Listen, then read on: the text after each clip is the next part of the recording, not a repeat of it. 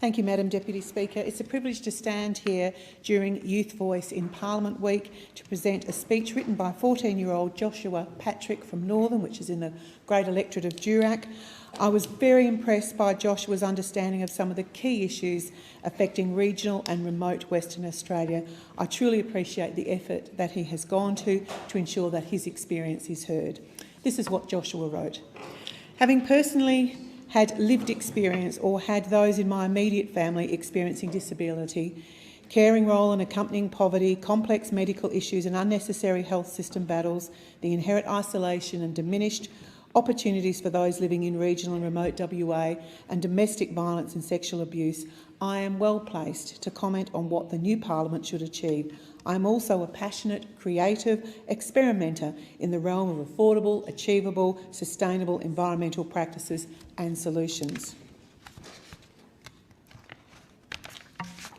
The recommendations I would prioritise are as follows: a more flexible, long-term, future-proofing and individualised approach to disability funding disbursement, an increase in the carers' pension for families who find themselves suddenly thrust into a caring role where the sole or primary breadwinner must necessarily immediately cease work, with a fraction of the income required to cover fundamental living expenses plus additional medical expenses, travel, parking, etc. Greater holistic support services such as treatment options and in-home care for those suffering chronic or complex health conditions and their families and carers. A greater range of educational and recreational opportunities for young people living in remote or regional WA to provide equal chances for those equally as gifted as their metropolitan counterparts to succeed academically, as well as equal opportunities for geographically disadvantaged young people to excel in the sporting arena. More prompt validation and action when victims of domestic violence, particularly vulnerable and single mothers, disclose or give cause to suspect domestic violence or abuse.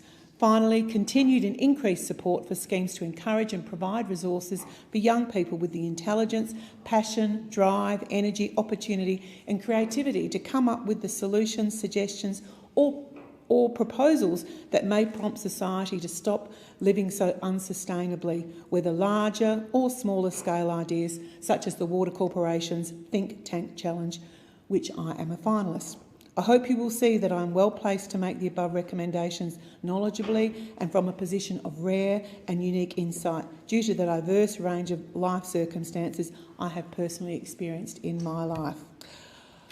That's the end of Joshua's speech. Thank you, Joshua, very much for your incredibly thoughtful contribution. I look forward to meeting you soon in Northam to discuss your priorities further. I thank the member.